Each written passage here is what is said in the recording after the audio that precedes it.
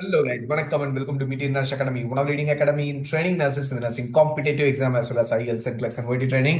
எல்லாரும் எப்படி இருக்கீங்க? ஸோ அடுத்த ஒரு ரெக்ரூட்மெண்ட் நோட்டிஃபிகேஷனோட வந்து ரீச் பண்ணியிருக்கோம். ஆல்ரெடி ஸ்டாஃப் செலெக்ஷன் கமிஷன் அங்கிருந்து நர்சிங் ரெக்ரூட்மெண்ட் வந்து இருந்துச்சு. அதை பத்தின வீடியோ வந்து நான் யூடியூப்ல போட்டிருக்கேன், அதை போய் பாருங்க. ஸோ இப்போ அடுத்த ஒரு வேகன்சி நார்த்தன் கோல் ஃபீல்ட் லிமிடெட். ஸோ இதுவும் வந்து கவர்மெண்ட் ஆஃப் இந்தியா அவங்களுக்கு அண்டர்ல தான் வருது. ஸோ இங்க இருந்தும் நிறைய போஸ்ட் வந்து ரிலீஸ் பண்ணியிருக்காங்க. அதில் ஒன் ஆஃப் த போஸ்ட் வந்து staff selection means nursing officer vacancy. So என்னென்னலாம் இவங்க கேட்டிருக்காங்க, இந்த போஸ்ட்டுக்கு அப்ளை பண்றதுக்கு ஏஜ் ரிலாக்ஸேஷன் இருக்கா இல்லையா, ஆன்லைன் அப்ளிகேஷன் ஃபில் பண்ண போறோமா இல்ல ஹார்ட் காப்பி சென்ட் பண்ண போறோமா, எசென்ஷியல் குவாலிஃபிகேஷன் என்னென்ன, எக்ஸாம் எப்படி இருக்க போகுது, ஈச் அண்ட் எவ்ரி திங் டீடைலா பார்த்துடலாம். ஸோ வீடியோ கடைசி வரைக்கும் பாருங்க. வீடியோ பிடிச்சிருக்குன்னா லைக் பண்ணுங்க, மற்றவங்களுக்கு ஷேர் பண்ணுங்க. சப்ஸ்கிரைப் பண்ணாம பார்த்துருக்கீங்கன்னா சப்ஸ்கிரைப் பண்ணிட்டு பாருங்க, அப்போ நாங்க போற வீடியோ உங்களுக்கு வந்து ரீச் ஆகும்.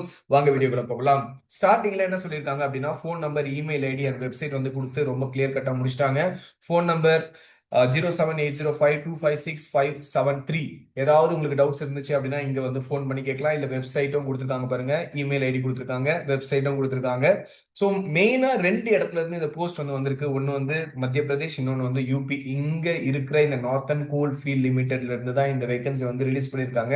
ஸோ என்னைக்கு ரிலீஸ் ஆச்சு இந்த வேகன்சி நோட்டிபிகேஷன்னா 6th ஏப்ரல் அன்னைக்கு ரிலீஸ் பண்ணிருக்காங்க. ஸோ எப்படி வந்து இந்த அப்ளிகேஷன் வந்து ஃபில் பண்ணணும்னா, ஆன்லைன்ல தான் நீங்க அப்ளிகேஷன் ஃபார்ம்ஸ் வந்து ஃபில் பண்ண போறீங்க.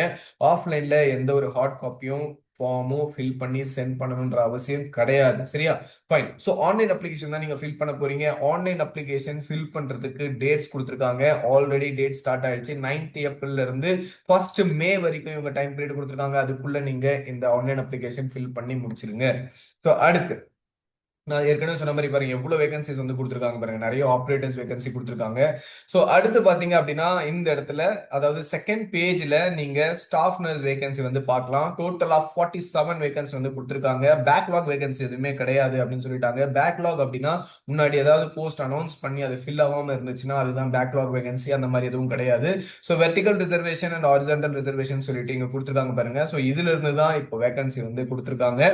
So total of 47 vacancy. யூஆர்ல 21, economically weaker section 4, ST 9, ST 2, OBC 11, physically challenged 1 and ex military persons க்கு 4, total of 47 vacancy வந்து இவங்க அனௌன்ஸ் பண்ணிருக்காங்க. சரியா?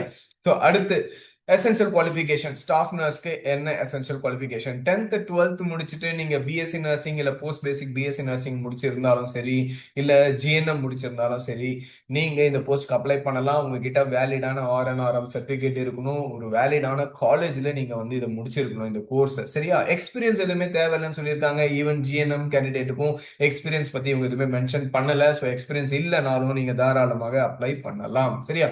ஸோ அடுத்து முக்கியமான பாயிண்ட், எஸ், எவ்வளவு மார்க்ஸ் வந்து நீங்க எடுக்கணும் அப்படின்ட்டு இங்க மென்ஷன் பண்ணியிருக்காங்க. ஸோ இதை பத்தி நம்ம பார்ப்போம். ஸோ அதுக்கு முன்னாடி okay, so salary package and probation period பத்தி சொல்லியிருக்காங்க. ஸோ பேசிக் பே பாத்தீங்க அப்படின்னா 47,330 வந்து இருக்க போகுது பர் மந்த். இது இல்லாம அலவன்ஸ் எல்லாம் சேர்ந்து அதிகமாக தான் இருக்கும்.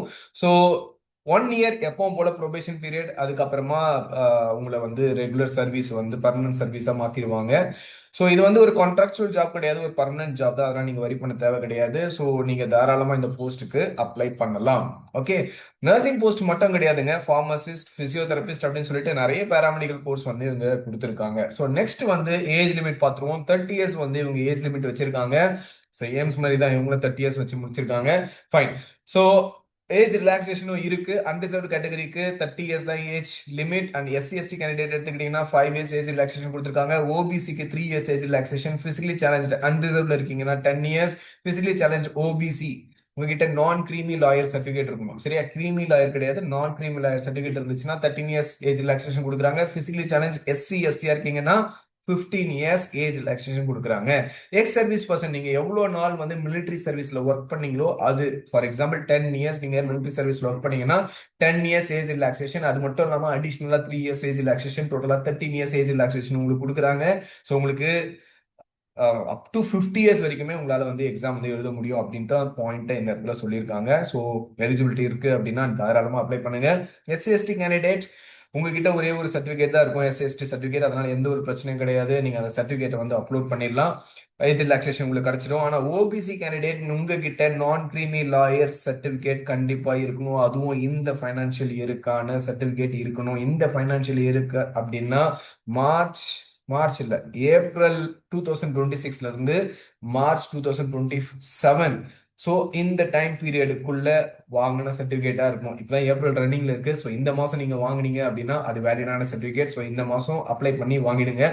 OBC non creamy layer certificate, non creamy லாயர்னு மென்ஷன் ஆயிருக்கணும், கிரீமி லாயர்னு மென்ஷன் ஆயிருக்கூடாது. அதை பார்த்துக்கோங்க. எக்கனாமிக்கலி வீக்கர் செஷன் நீங்களும் லாஸ்ட் இயர், அதாவது 2025-26க்கான இன்கம் சர்டிபிகேட் நீங்க சப்மிட் பண்ணிருக்கணும். Economically weaker section certificate, property documents எல்லாமே சப்மிட் பண்ணிருக்கணும். So economic on the whole ஒரே ஒரு பாயிண்ட் ஞாபகம் வச்சுக்கோங்க. எக்கனாமிக்கலி வீக்கர் செஷன் அந்த ஒரு கேட்டகரியில் வரீங்களா, லாஸ்ட் இயர் 2025-26க்கான இடபிள்யூஎஸ் சர்டிபிகேட் வாங்கி சப்மிட் பண்ணுங்க. சரியா? ஸோ இப்போ நான் சொன்னதே தான் இங்கே ஹைலைட் ஆயிருக்கு. OBC candidate non creamy layer certificate வச்சிருக்கணும். ஓகே, அதே நீங்க எக்கனாமிக்கலி வீக்கர் செஷன்ல வரீங்க அப்படின்னா 2025-26 ஃபைனான்சியல் இயருக்கான income certificate, asset certificate produce ஆயிருக்கணும். அப்பதான் உங்களுக்கு இடபிள்யூஎஸ் சர்டிபிகேட்டே கிடைக்கும். அண்ட் பிசிக்கலி சேலஞ்சு பீப்புள்ஸ் பாத்தீங்க அப்படின்னா நாட் லெஸ் தென் 40%, தான் உங்களோட பிசிக்கலி சேலஞ்ச் இருக்கணும் அப்படின்னு சொல்லிட்டு மென்ஷன் பண்ணியிருக்காங்க. Okay fine. ஃபீஸ் பத்தி பார்த்துருவோம். Application fees unreserved OBC candidate and economically weaker section கேண்டிடேட்டுக்கு 1180 rupees இவங்க சார்ஜ் பண்றாங்க ஜிஎஸ்டியோட சேர்த்து. அதே வந்து SC ST ex military service and departmental candidate physically challenge பர்சனா இருக்கீங்கன்னா உங்களுக்கு எந்த ஒரு ஃபீஸும் இல்லை அப்படின்னு சொல்லிட்டு மென்ஷன் பண்ணியிருக்காங்க. கம்ப்யூட்டர் பேஸ்ட் டெஸ்ட் தான் வந்து இருக்க போகுது செலக்ஷன் ப்ராசஸ்ல. ஸ்கில் டெஸ்ட்டை பத்தி அவங்க எதுவுமே மென்ஷன் பண்ணல. ஸோ மார்க்ஸ் பாத்துருங்க. 100 மார்க்ஸுக்கு நீங்க எக்ஸாம் எழுத போறீங்க. 90 மினிட்ஸ்ல 100 மார்க்ஸுக்கு நீங்க எக்ஸாம் எழுத போறீங்க. ப்ரிலிம்ஸ் மாதிரியே தான் செக்ஷன் ஏ செக்ஷன் பி அப்படின்னு சொல்லிட்டு 2 செக்ஷன் வச்சிருக்காங்க. ஸோ இந்த செக்ஷன் ஏல எடுத்துக்கிட்டீங்கன்னா இங்க பாருங்க, section A will consist of technical knowledge. 70 marks வந்து உங்களுக்கு நர்சிங் சப்ஜெக்ட்ல இருந்து கொஸ்டின்ஸ் வரப்போகுது. அண்ட் 30 மார்க்ஸ் பாத்தீங்க அப்படின்னா general awareness, reasoning, mental ability, aptitude. So இது மாதிரி 30 கொஸ்டின்ஸ் வரும். ஸோ டோட்டலா 100 கொஸ்டின்ஸ். அதுல 70 கொஸ்டின் நர்சிங் டொமைன்ல இருந்தும், 30 questions general awareness, aptitude, reasoning, general knowledge, mental ability, இது மாதிரியான கொஸ்டின்ஸ் 30 கொஸ்டின்ஸ் வரப்போகுது. ஸோ அதுக்கேற்ற மாதிரி ப்ரிப்பேர் பண்ணிக்கோங்க. சரியா? டெஸ்ட் சிட்டிஸ் பத்தி இவங்க அவ்வளோ கிளியரா மென்ஷன் பண்ணல. மீன்ஸ் அது வந்து மென்ஷன் பண்ணுவோம், all over India test cities வரும், அது வந்து நாங்கள் டிசைட் பண்ணுவோம் அப்படின்னு சொல்லிட்டு மென்ஷன் பண்ணியிருக்காங்க. நான் ஏற்கனவே சொன்ன மாதிரி தான் மேக்ஸிமம் மார்க்ஸ் வந்து 100 marks. Unreserved category, economically weaker section கேட்டகரியில வரீங்கன்னா நீங்க மினிமம் 50% 50 மார்க்ஸ் ஆவது எடுத்திருக்கணும். அப்பதான் நீங்க வந்து குவாலிஃபை ஆவீங்க. SC ST economically weaker section OBC candidate, physically challenge கேண்டிடேட்க்கு மினிமம் குவாலிஃபைங் மார்க்ஸ் வந்து 40 மார்க்ஸ் வந்து இவங்க வச்சிருக்காங்க. ஸோ அதுக்கேற்ற மாதிரி உங்களோட ப்ரிப்பரேஷனை வந்து ஸ்டார்ட் பண்ணிக்கோங்க. மற்றபடி எப்பவும் சொல்றது தான், உங்களோட இமெயில் ஐடி, மொபைல் நம்பர் அது உங்களோட தான் இருக்கணும், வேலிடா இருக்கணும். ஸோ அதுதான் நீங்க கொடுக்கணும். நீங்க ஒருவேளை கவர்மெண்ட் சர்வீஸ்ல கண்டினியூஸா 3 இயர்ஸ் ஒர்க் பண்ணிருக்கீங்க, இந்த போஸ்ட்டுக்கு அப்ளை பண்றீங்கன்னா கண்டிப்பா OBC certificate, sorry not OBC, no objection certificate வந்து நீங்க கொடுத்துருக்கணும். சரியா?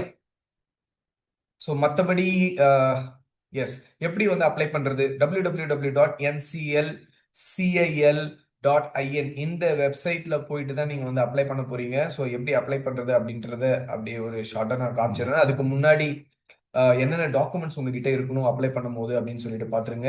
ஸ்கேன்டு காப்பி, எல்லாமே ஸ்கேன்டு காப்பி தான். பாஸ்போர்ட் சைஸ் போட்டோ இருக்கணும், லாஸ்ட் 3 மந்த்ஸ்க்கு முன்னாடி எடுத்ததா இருக்கணும். சிக்னேச்சர் அதுவும் வந்து ஸ்கேன் பண்ணி வச்சிருக்கணும். பிளாக் இங்க் பென்ல ஸ்கேன் பண்ணி ஜேபிஜி ஃபார்மேட்ல சேவ் பண்ணி வச்சிருக்கணும். 10th 12th சர்டிபிகேட், ஓபிசி கேண்டிடேட்டா இருந்தா category certificate, SC ST OBC economically weaker section எல்லாரும் அந்த கேட்டகரி சர்டிபிகேட் எடுத்து வச்சுக்கோங்க.